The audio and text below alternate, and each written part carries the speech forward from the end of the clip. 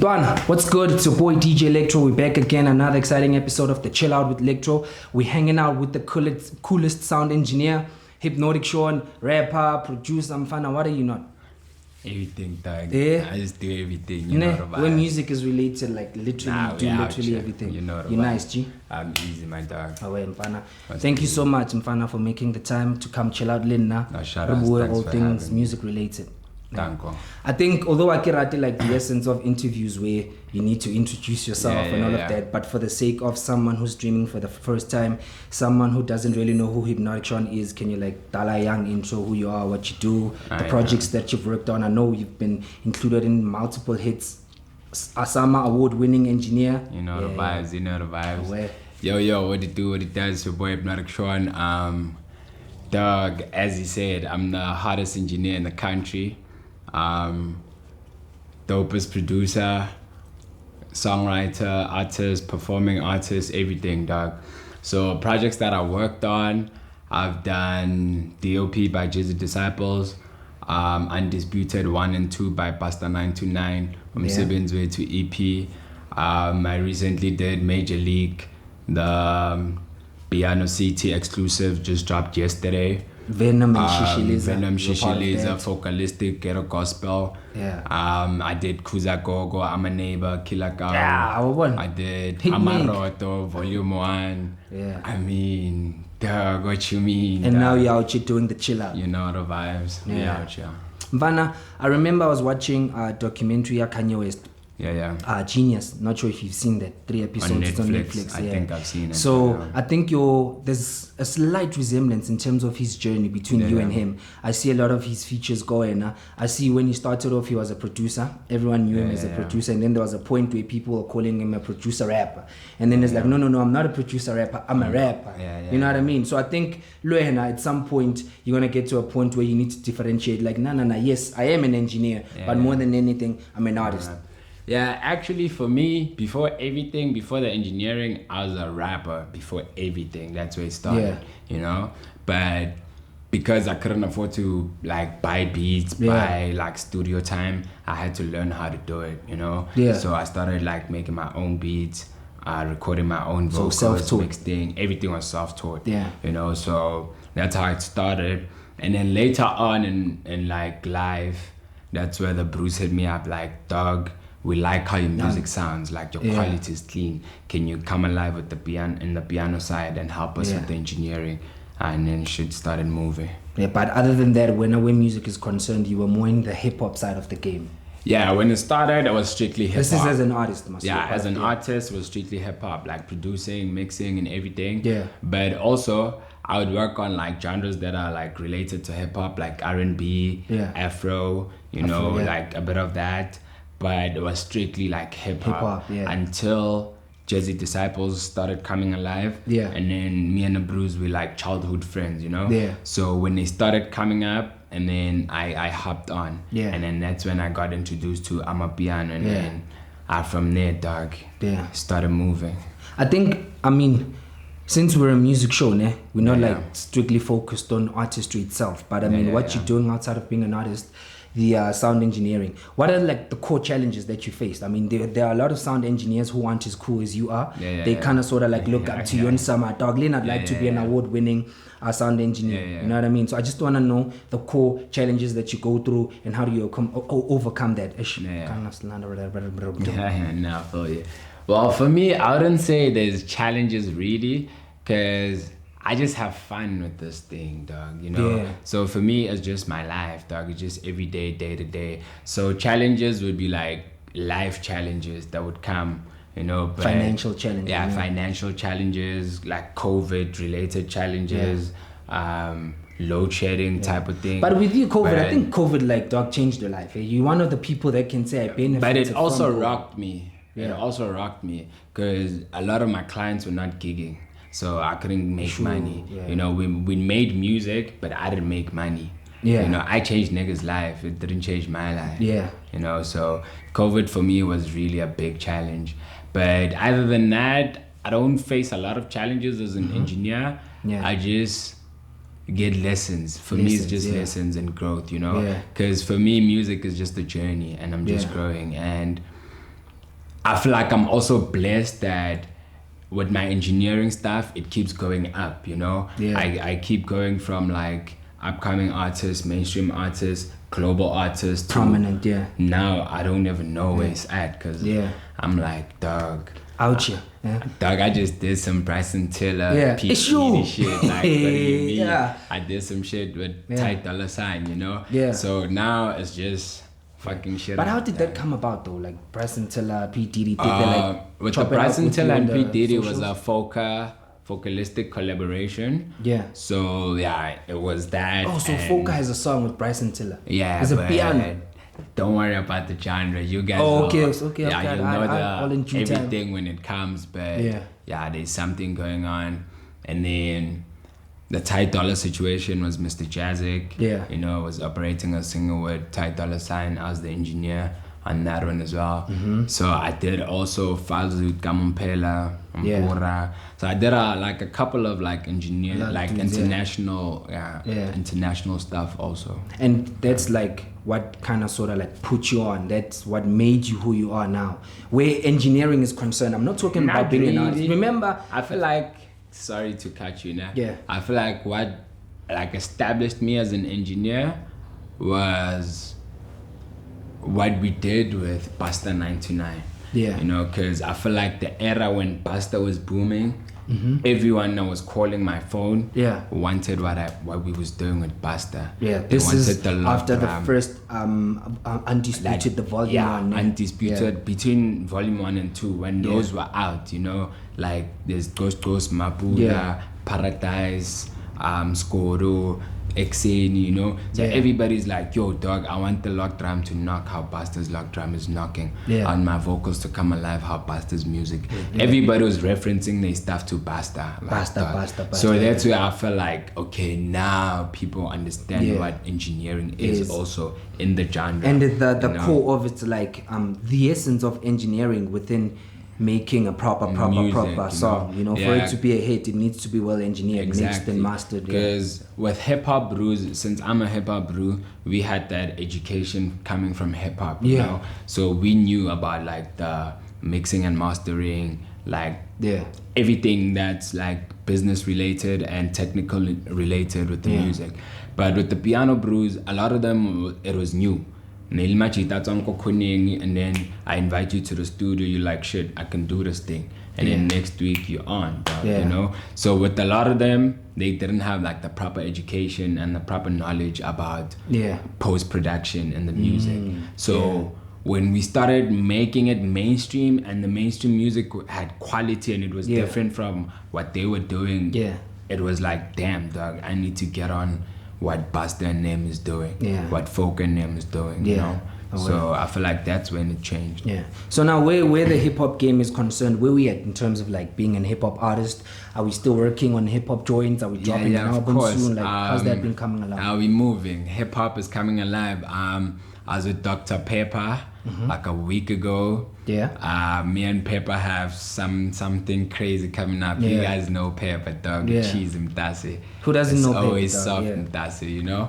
So me and Pepper got something coming up, probably a joint project, but I'm not sure. Yeah. I have Babyface Dean. Me and him have something coming up. Yeah. Me and Majestic Envy, we have a project coming out. So I have a lot of hip hop stuff coming. Yeah. And I'm dropping visuals for my project Unapologetic that I did with Josiah back in 2020. Yeah. Because it was COVID, there was not a lot of activity. Is it piano? It's hip hop. Hip hop. So Oh, yeah, Josiah, this is Josiah hip-hop. the Disciple. Josiah the Disciple. Issue, So, yeah. he's on like production. Yeah, so you guys Is he on go the production, stream like, proper? Unapologetic Yeah. by Hipnaughtic Sean, all produced by Josiah the Disciple. He's strictly on hip-hop. production. He's on the beats. Just yeah, dog. on vocals on some of the songs. Yeah. Just check it out. Just when you thought you Josiah knew it all, singing, dog. I got Josiah Just when you singing, thought you- dog. yeah, you've know, seen it all, The yeah. project has Marcus Harvey, it has Kevy Kev on it, has Rams the violinist. Yeah, it's moving, dog. So I'm gonna be shooting visuals for that also. So yeah, as far as hip hop is concerned, I'm happy, dog. Super Mega's project dropped today. That's Were you part of It's a beautiful project. Nah, I was not part of it, but I was fortunate enough to get an exclusive like listening session like Yeah. last week before it dropped. and it moved me, dog. I just wish he was also here to like experience Witness it, us. Yeah. Like experiencing it, you know, sharing it together, enjoying it together. Yeah. But R.I.P. and long live Super Mega, dog. Long live indeed. You know. Yeah. So, Do you think if you hadn't become an engineer, you'd be who you are now? Do you think the brand Hipnaughtic Sean as an artist would be getting the recognition that you're getting from fellow industry peers, you know, let alone people who consume and subscribe to your music? I'm just speaking in terms of the features that you're talking about, Dr. Peppers and them. Do you think if it wasn't for being an engineer, you'd have gotten that much exposure? I feel like I would have. Yeah. Cause if you hear my raps, dog, you know, nice with the bars. Understand, dog. You got even with the babies, they know. Yeah. But also, like, I was also getting features like from Abu Usanele, Abu Mountain Cookhead before they even knew about my mixing and mastering. Yeah. You know, they just knew me as a rapper and as a producer, and they fucked with me like that. You know. Yeah. So I feel like, probably even if I didn't become an engineer in the industry, I would have probably been way ahead as an artist. You know, because I would have focused only only on the artistry. English. You got me. So we speak too many languages, dog. 8 languages a day. It every decides day. to deplete It's just crazy, like that, and dog. then you need to load the data So back. sometimes Back. it's like that. Yeah. So you know, so if I focused on the artistry full time, I feel like I'd have been like way ahead of where I am. Yeah. So do you think like the engineering side cannot delayed you Not being an artist really. is concerned? In terms of being an artist, but I don't feel bad about it. I'm actually happy that it happened how it happened, you know? Because with the engineering, I was exposed to a whole lot of spaces, you know, and different industries, different genres, different environments, and different business people within the industry, you know? So it kind of exposed me to a lot, and it built me, and I learned a lot through engineering and putting my artistry like on hold for a while. So, and I mean, it put you on, bro. Like it exposed you to a lot of dudes, you know, prominent guys. I mean, look at you also now major leagues and them. When I got into the studio with them, they even knew me as an artist. Now it even put my artistry on, like, yo, dog, you're even this hot, you know.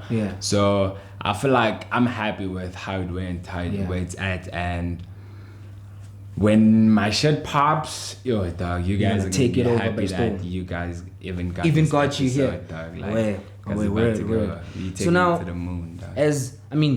As someone who's been introduced to different genres where music is concerned, you've done hip-hop, piano, afro-pop, I believe, and a bit of gospel. And now you know that, okay, sharp, if someone does something like this, if, for example, I come on as a piano artist, you know how important it is for me to stick to what I'm good at, to stick to what I know. I can explore other genres, but do not like transition totally, you know, completely rather. So I just want to find out from you, what do you think about artists who move from genre to genre, who keep switching from genre to genre? Piano's popping, I'm doing piano. Gospel pops, I'm doing gospel. Hip-hop pops, I'm doing hip-hop. Like, what do you think about that? For me, I don't judge anybody, you know. I feel like music is a feeling, dog. So you must just go where it takes you. So I feel like maybe those people, that's where it takes them at the time, you know. So for me, because I also go between genres, like you mentioned, I do gospel, I do hip-hop, I do piano, I do whatever. So for me, but I mean, you go through these as an engineer. But and also, I don't just take you're work. A hip-hop guy. Yeah, but also I don't just take any work because, yo, I'm going to take this work. I also, like, see if it resonates with me and if it works with me and my brand, you know? So I also, like, turn down a lot of work. Even mainstream artists, I'm like, nah, dog, I don't feel like this thing moves me. It doesn't relate to me like that, you know? So for me, people that like hop genres and switch genres, I didn't judge them, but I would advise them to kind of know themselves, like know what they're doing. Because I feel like as an artist, people shouldn't be able to identify that you switch genres. If you're blind, you can fuck up every genre and people salute Americans do that a lot. Like, don't take it too far, dog. Nobody criticizes me for doing hip-hop and piano and whatever. They're like, dog, you the shit. So does I fuck shit up? You do. So does this mean that you featured on a couple piano joints, right? But are you ever gonna drop a piano project where it's I am like piano? right now. I'm coming, dog. Piano, so I'm coming with some piano shit. I got Tamati on the first single. It's dropping sometime soon. It's hard. It's crazy. It's crazy, né? I have a couple of joints with Thors, but I'm gonna drop a few. So I'm coming with a project. Yeah. It's gonna have. Yo, dog, it's too much. I'm even like not even ready, dog. Yeah. But it's But the to one. take the country yeah, by but storm. I'm coming with a piano project before the hip hop stuff drops. Is that an EP? Yeah, an EP. Alright. So I'm dropping like 5 or 6 songs, piano.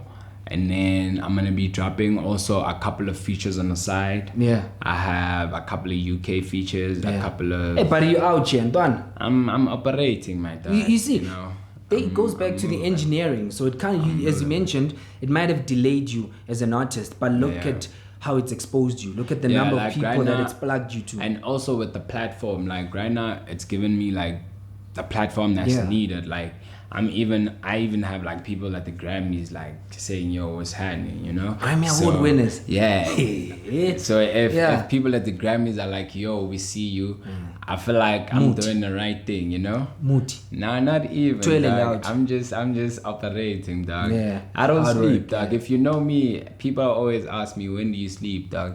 I don't believe in sleep, dog. I just believe in working till You'll sleep when you're dead, bro. We'll sleep when you're dead. I will sleep when when the you're dead. sliders are dead, Yeah. dog, you know. Mfana, piano's grown a lot, right? Yeah. It's reached a state of prominence where even around the world, I remember I was chopping it up with a dude that I know from the UK. He's like, hey bro, out here in London in a lot of clubs, it's piano. We have white people jumping onto the wave and all of that, you know?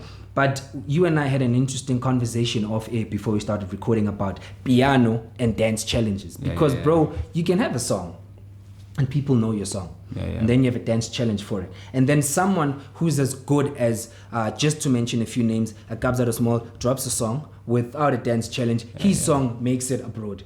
When you go to the club in the UK, they're playing Kabza's the small song. But when I miss the dance challenge here, your dance challenge is trending.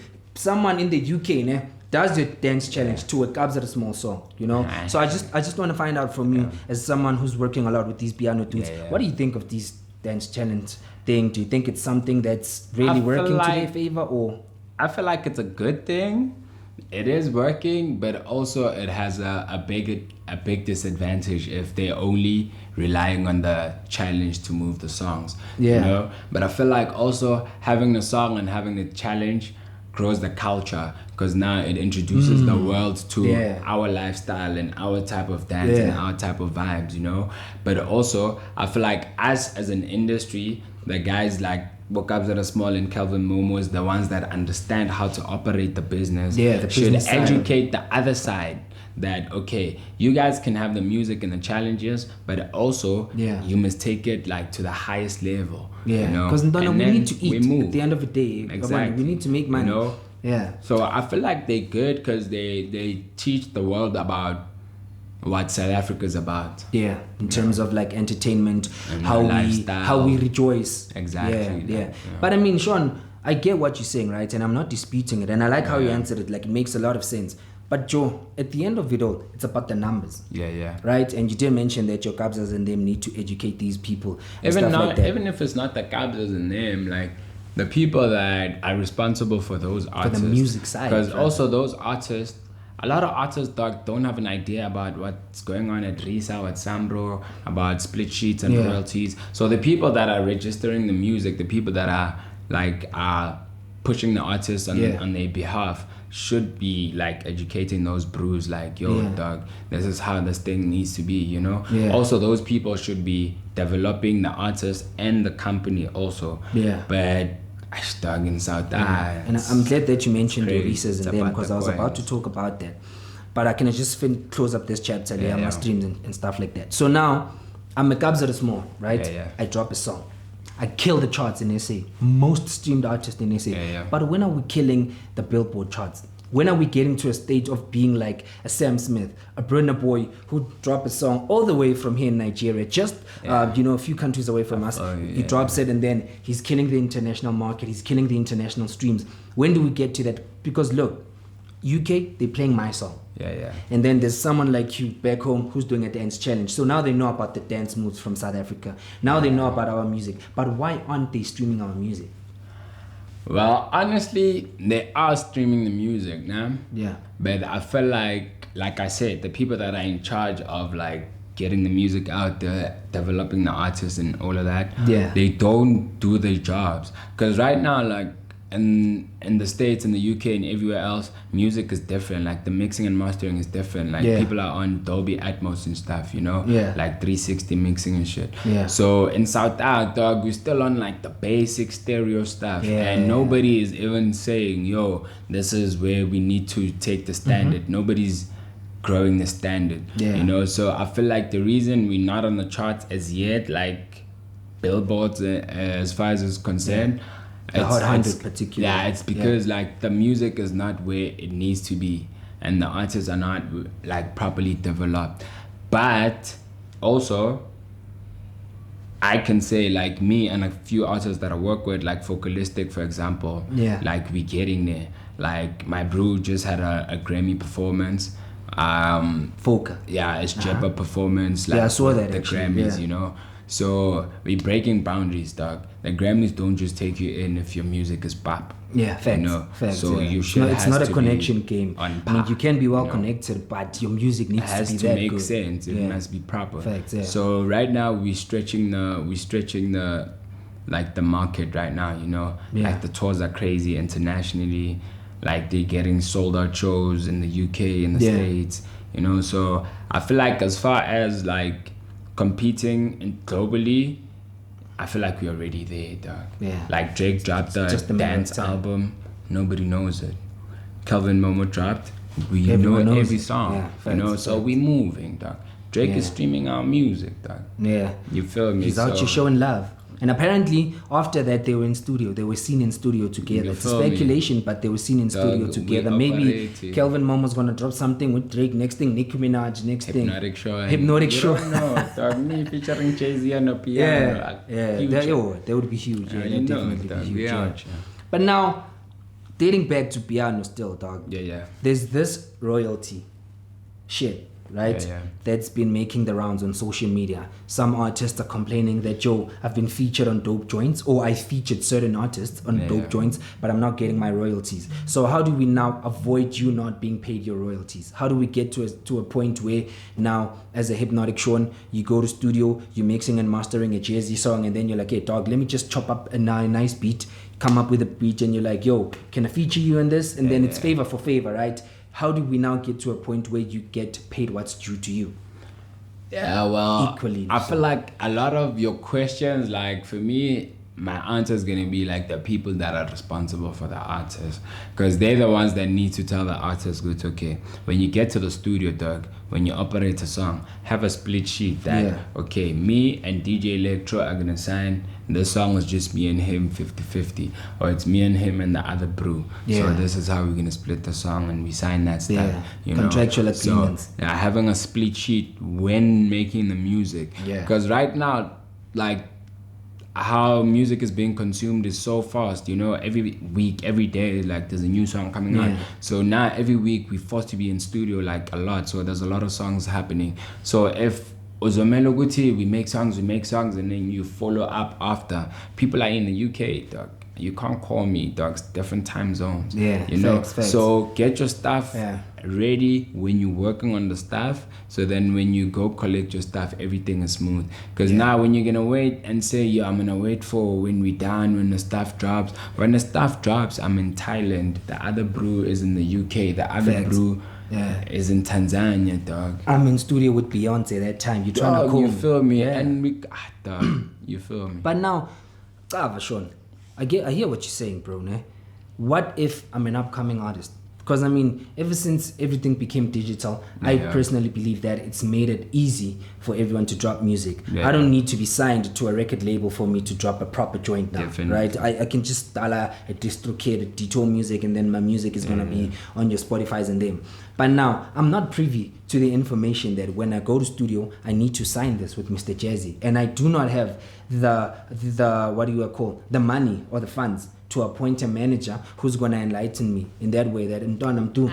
Before you do this, it's a sorry. I just feel like that's excuses, dog. Like, that's excuses. Because if you have access to the internet to go see what Mr. Jazik is posting and what Mr. Jazik is doing, you obviously have internet to go search what royalties are, to go search what split sheet is, you know, to go. And then when you search it on the internet and you still don't understand, when you get into the studio, you must ask the bro that you're in the studio with, dog. Yeah, fair. Mang chatika split sheet. I don't know what this thing is, you know. But these bros, I feel like they're too ignorant. They want to know. Keep guys put sakuch. They want to know about the Henny price. They want to know about the Don Julio. They don't even drink that shit, but they have the prices. But they don't even know about the splits. Can't even afford it. They don't know the splits. They could be affording it, but not. The coins are going to another brew. So I feel like artists are just ignorant, and it's not a matter of like not having enough money to pay for a manager or like a legal representative or whatever. You can search all these things on the internet, dog. Me, as far as we got mainstream, I was handling all of my stuff, dog. You know, bookings. I was shooting my videos, editing. I was doing everything, dog. That's how I learned about like everything, because I was like hands on. So I feel like people are just like ignorant. Facts. That's it. All right, and Donna, I just want to know from you as an artist, the importance of maintaining healthy relationships with fellow artists in the industry. I'll make you an example. You and I both come from, okay, say we start off together. We're making music, we're in studio together. I feel you, you're my bro, I'm your bro. And then all of a sudden we both reach a certain level of prominence. Now everyone knows us. People are streaming our music, we're doing gigs, and then we have an altercation. And then we decide to take it publicly, we start beefing, and then it happens that now I drop and you keep on going. So now I want to come back in the game, and you're like literally the only dude that if I can just call Sean, like, Sean, can I get a feature with you so I can come back in the game? But I won't do that because now I failed to maintain the healthy relationship. Why couldn't I then come back and sit down with you like, Donna, let's not take it publicly, let's deal with it. If we are a duo and we're going to split, let's split on a good note so that in future we can work together again. So what's your take on that? For me, I feel like whether the relationship is healthy or not, dog, if it's done, it's done, you know? For example, like, I don't know really like the inside story about KO and Tugza, but I feel like Tugza maintained like a good relationship, like a healthy relationship for the longest time. Never like spoke bad about the brews or anything, exposed anything till now. But eventually he felt like, nah, dog, I'll take rent for the longest, doesn't work for me, you know. But on the other side, there's my brews where recently there's a situation going on and everybody's like, okay, why are they splitting, and what they're doing is not right, what they're doing is wrong, and whatever. But for me personally, I just felt like it's growth, you know. It's not even about fighting, or it's not even about like beefing or not fucking with each other like that anymore. For me, I feel like it's growth. As human beings, we all grow, and there's different things that we come across that changes our path, you know, from time to time. So, and it happened to the brews, and it was exposed publicly, you know. See, that's what I'm fighting against, though. But also, it's not like, even if right now the brews could be calling each other, nobody's gonna post about it, right? But now, actually, when the brews come to the gigs separately, that's where people are gonna say, yo, the brews are beefing. So people never see the good things or where the root of the situation is, you know. So I feel like it's about growth, dog. So you can maintain. Also, I can make another example now. Me and you can split now, and then I operate hard, and then you just do your thing, and then in 5 years I'm like the biggest thing in wherever, you know, and then you just fade one thing. Even if we still cool, I'm not gonna put you on, dog. I just work so hard, dog. I'm Drake. You LT though. It's not gonna happen. But shout out my bro LT. Nah, he's nice. He's nice. He's my G, you know. My nigga for life. It's just an example. I get you. Down Cotino. Now I feels you, boy. Taco. I feels you. On a lighter note, Mfana, before I let you go, take me through your studio process. I love this question so much. I just want to know your creativity. When you're in studio, are we smoking that weed? Are we getting that, you know, booze? Are we getting drunk? How do we become creative? For me, this just goes like as me as an artist generally in the studio. So for me, it just depends on the vibe. So I wouldn't say it's like I need alcohol the whole time. It might be a vibe where I don't feel like drinking. But I it's just want to relax and not really a booster. I feel like it just sets the mood sometimes. But I'm a weed smoker, like big stoner, like hardly ever sober. You know, so I'm always high. But so ain't no studio session without weed for you? Nah, it happens. There's some places I feel I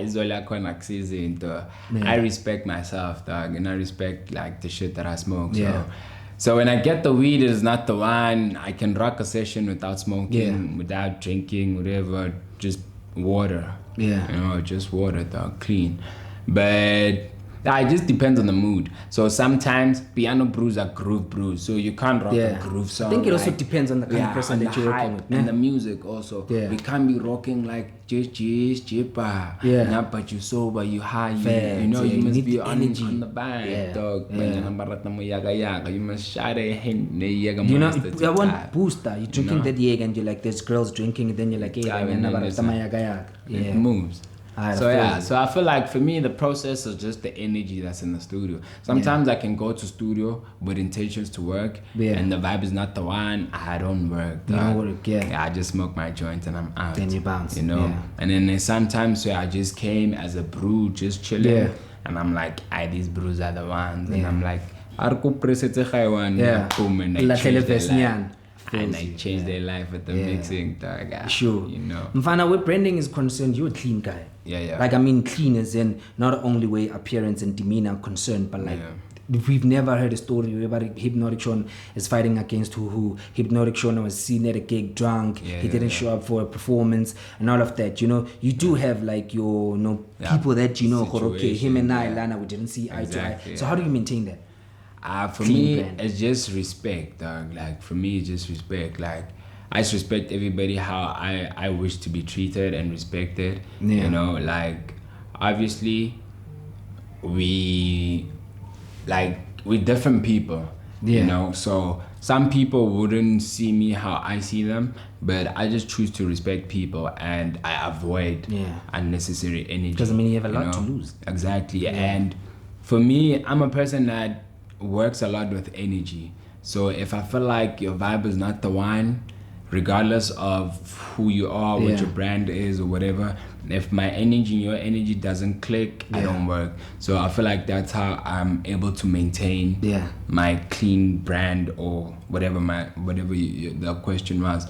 Because I feel like with a lot of brews, by force to go to, okay, I have an opportunity to work with Casper, and now I'm gonna work with him. But when you meet him, you find out he's not the brew I was expecting. But because of he's the guy in terms of brand, you feel like I have to maintain it until it gets to a place where he's like, fuck you, you like, fuck him, and then, you know, or you like, let me work with Hipnaughtic. Hipnaughtic is the best in the game, but you don't like me. But you're just working with me because you feel like I'm gonna get you to where Foca is. And then when you get here, I disappoint you, and then it's fuck you and fuck you. And then it gets public.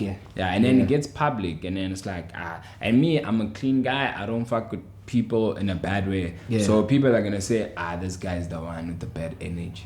Because Hipnaughtic is because right now, I'm always between beefs, dog. But I'm able to rock east and west like today and tomorrow.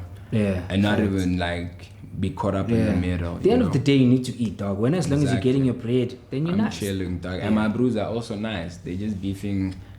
I don't know what's the beef. And when you don't even want to involve yourself in the beef because you know, for you now, you used to make money from one. Now you're gonna make money from two. You get my point? You used to get 110K, now you're gonna get 20K because you know how it's 10K. Yeah, feels you. So now, in closing, just 5 nice questions. Quick 5 questions. I want to find out from you if right now you were given the power to remove someone from the game and they lose their relevance immediately, who would that be? Just one person that you're like, that's me, dog. Me, I like giving people opportunities, dog. That's a tough one, dog. Yeah, just one. You know, there's always that one guy when you're listening to, you're like, this guy shouldn't be doing what he's doing. You know, just I don't listen to work people. Did you hear what I said? Just like yeah, but dog. Let's see.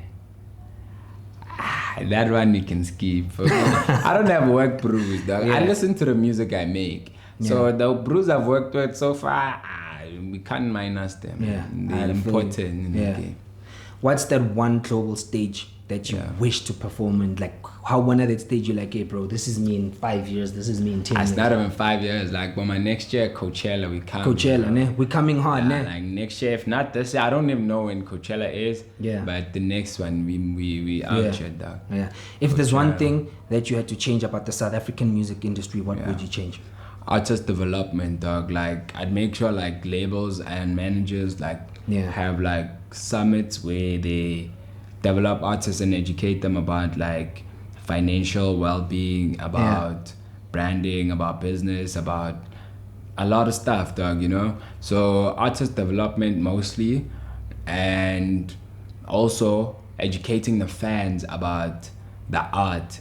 That this is also our lives, dog. It's not just entertainment. Because also, you know, it's also our lives, but people take it as just entertainment, and then they can just hate you and beef with you and just choose to say fuck you whenever they feel like it. But they don't understand that you also have personal responsibilities and a responsibility to be a good person to everybody while you're going through whatever you're going through, you know? Which is highly impossible.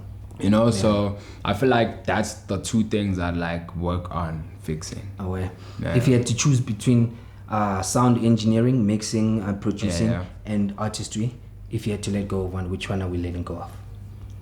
Now you're in a case, like, God is now like to you, Dwana, you can't do sound engineering if you're going to be a musician. I'd be an artist, dog. I'd be an artist. Because as an artist, I'll still be in the studio and still go perform and still go through the most. Yeah, but as an engineer, you're not performing. I'm just in the studio. You're getting that 5K if they called you for one day. I'm expensive, dog. Ask about me. But yeah, like, I'd be an ask artist. About you, definitely. And then last but not least, if you were given the power to end one celebrity relationship, which relationship would you end? The one celebrity couple that when you look at, you're like, these two people shouldn't be together.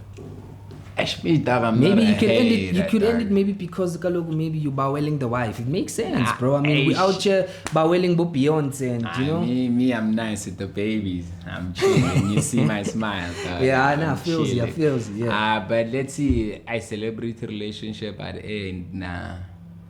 Nah, dog, niggas are moving, and I'm happy. What celebrity relationship would you establish? If you can't end one, which one would you establish? Which two celebrities could be local, international actors, musicians, whatever?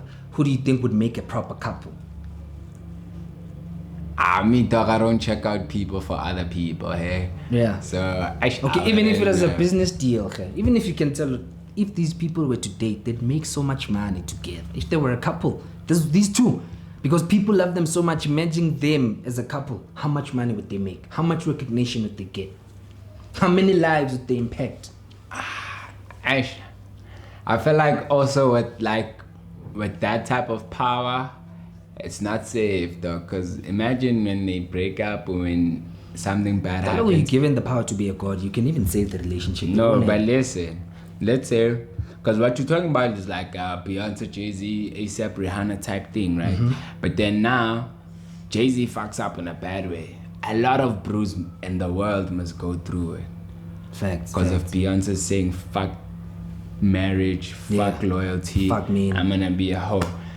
Niggas have to experience their girls switch up for no reason. Because imagine the amount of girls that look influence, you know? Yeah, the influence, and then now, imagine the type of bros that are like, okay, Chris Brown, Rihanna, fuckless families, you know? So I feel like with celebrity relationships that are that big, it's not safe, dog, because they influence a lot.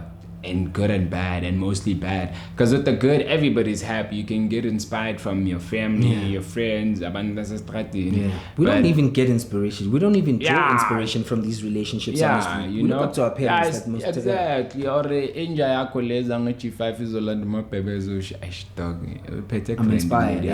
You know. But then and then when you see now Rihanna, Mamshara, you look, that shit gets influenced to the bruise, and then the other stuff, you know, vice versa. So I feel like actually it's dangerous though. No, totally understand, G. Yeah. And then just before we close off, if someone wants to hit up you, studio session, mixing, mastering, or even a feature, how do we connect with you? Socials, number, whatever. It's Hipnaughtic Sean on every social platform, which is HIPNAUGHTICSEAN.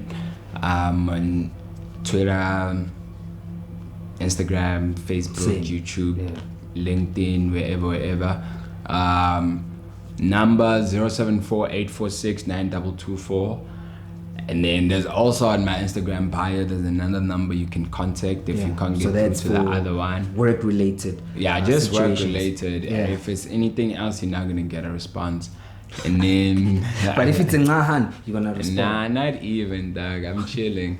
Probably what if it's my hand that's handling the Instagram or the account or the number. So I feel you. You can holler, but try your luck. You never know with this life thing. Why do you call yourself Hipnaughtic Sean? I actually was given the name by a girl we went to high school with. You know Lizzie from Waverly. Oh, so I was about to ask you what high school, because we went to a boys' high school. Now I'm thinking this guy.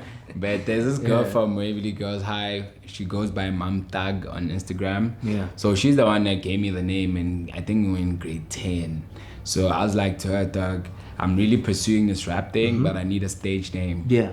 So she was like, okay, give me 2 days. 2 days later, she came. She was like, call yourself Mr. Hypnotic. I was like, Doug, I'm too young to be Mr. You know, so I want to have my name to the vibe, so it sounds cool. So I like the hypnotic part, so I'll take it and then add my name. So Hipnaughtic Sean. And then it made sense. So ever since then. All right, Poison. Shout out, bro. I see you doing big things, and it's always inspiring, or I always draw a lot of inspiration from dudes that I grew up with. You know what I see? You know what I mean? When I see you like pushing the boundaries, doing big things, and I'm like, dog, I can also make it if my boy's doing that. So shout out to that, G. All the best on all your future endeavors. We want to see that feature. We want to see those Grammy Awards, Joe. Yeah, they're coming, dog. I'm collecting more summers, more Grammys. I got 23 plaques. Yeah, I got more awards. Comings. No, 1 summer award, 23 plaques. A whole lot of number ones. I'm ghostwriting some whole lot of hot shit. Who have you ghostwritten for, if you don't mind? That shit makes Bruce uncomfortable, but I just say I did stuff for Fake Love. I know you worked with the late Mpura a lot. I did. Early Mpura stuff, Tallest T, Fake Love. You know, they're the ones that you can remember. To name a few, and then a whole lot on the hip hop side also. Bro, you need to go. I see your phone is busy. It's been real. The Chill Out with DJ Lectrow. Remember to like, subscribe, comment, and tell a friend to tell a friend to tell someone they know that might potentially do what I just said do. That DJ Lectrow is finally on the YouTube platforms doing big things. We're out here. Hipnaughtic Sean, DJ Lectrow. We out of here. We're gonna have ourselves some fun. I almost stumbled. I want to score. Yeah.